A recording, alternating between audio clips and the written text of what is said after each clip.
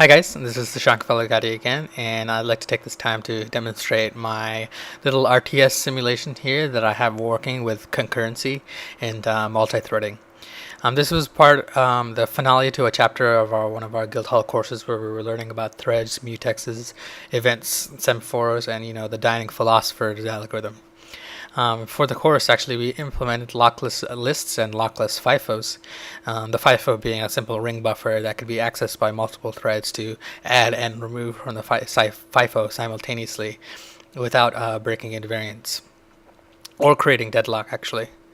Right now I have an RTS game here with red and blue teams represented in red by red and blue squares, and I'm going to go ahead and start the simulation.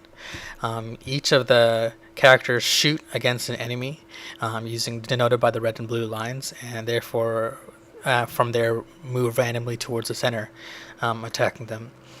Right now I have one producer thread and 5 worker threads attempting to update 200 game objects simultaneously. I felt 5 was a good number to ensure that at least 2 threads are working on the dual core machine,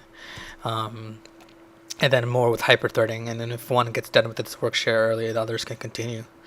The Lockless FIFO is an implementation that I used without the heavyweight locks of Windows mutexes or semaphores or any kind of hardware interrupt. What I actually do is use an interlocked compare and exchange instruction, aka get and set, to create atomicity.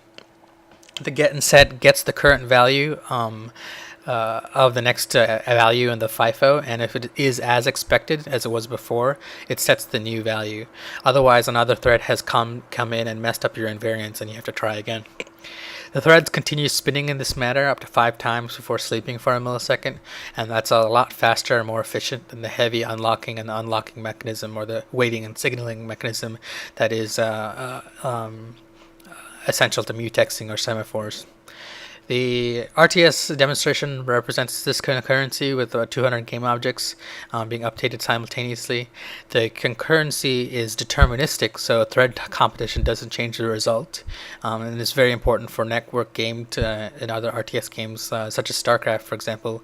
It doesn't actually send unit data over the network.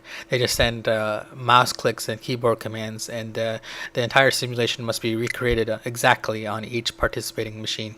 Otherwise, you get that famous desync error, and then you have to start the game over.